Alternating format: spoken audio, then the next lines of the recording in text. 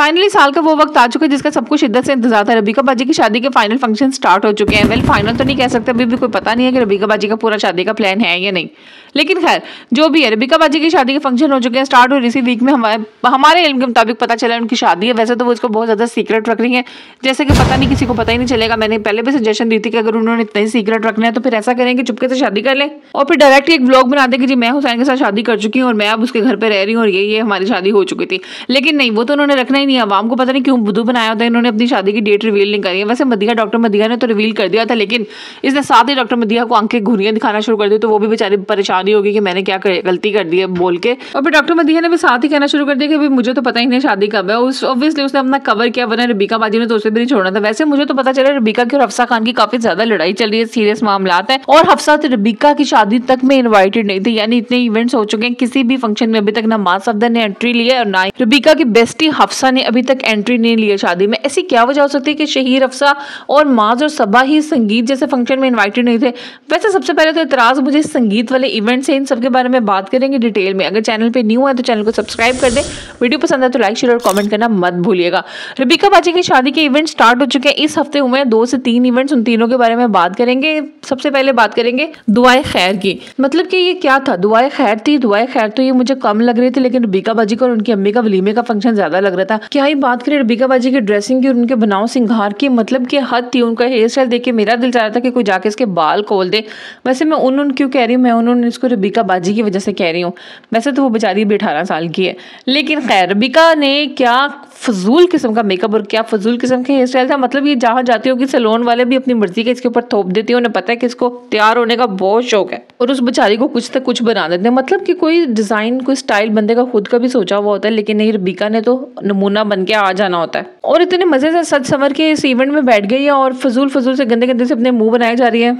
Emotional होने की कोशिशें कर रही है, लेकिन बेचारी हो नहीं पा रही है। अब इतनी दफा शादियां करेगी तो कहाँ से इमोशंस आएंगे इसके। अब अगर बात करें तो इसके ढोलकी के इवेंट की, यानी माइयों की, सॉरी, तो माइयों का इवेंट बस बेहतर। इसकी ड्रेसिंग भी कुछ अच्छी थी, माइयों की लग रही थी, यानी ओवर ड्रेस नहीं हुई थी, ओवर मेकअप नहीं था, बाल खुले थे, हल्की सी लुक थी, अच्छी लग रही थी।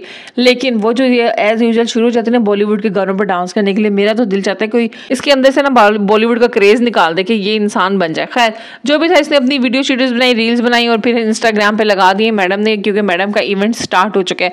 उसके बाद अनाउंस करती है अपने संगीत के इवेंट की। मतलब मुझे तो पहले ये बताओ कि पाकिस्तान में कब हमारा संगीत का इवेंट होता है? ये हमारे फेस्टिवल्स में तो, यानी हमारे शादी के ट्रेंडिंग इवेंट्स में तो है ही नहीं है।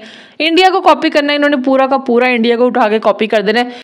खैर अब कॉपी करने पे शुरू हो ही गई हैं, तो उन्होंने अपना इवेंट अरेंज कर लिया था। Basically it was a mehndi, जिसमें रबीका बाजी, नहीं मेहंदी मुझे लगता है दोबारा करेगी ये, क्योंकि यहाँ पे तो डांसिंग कर रही थी और इसको संगीत कह रही थी, लेकिन इसकी मेहंदी थी। इसके बाकी सारे दोस्तों उसको मेहंदी कर रहे थे, लेकिन यहाँ पे मुझे बड़ा मजा आया। रबीका बाजी की जरा लुक तो देखे, और रबीका बाजी इसमें इतनी फजूल लग रही थी, इतनी फजूल ड्रेसिंग लग रही थी, मतलब कि हद हो गई है। कोई ड्रेसिंग का कलर ही देख लेता है। अब पिछली दफा तो फिर भी इसने कोई भड़कीले ड्रेस बना लिया था, अब की बार ना इस सूट का काम नजर आ रहा है, ना इस सूट का कोई कलर लुक है। लेकिन अब की बार जिसने अपने ऊपर तवज्जो दिया ना, वो पता चल रहा है, वो है हुसैन छपड़ी। मतलब कि हुसैन ने तो अपना ड्रेसिंग की स्टाइल ही चेंज कर दिया। ये ड्रेस वाकई हुसैन पे सूट कर रहा था और हुसैन अच्छा लग रहा था, लेकिन रबीका आपकी बार छपड़ी लग रही थी। रबीका ने तो हद ही कर दिया। जो हुसैन के साथ लास्ट टाइम किया था ना, आपकी बार हुसैन ने इसके साथ रिपीट में किया।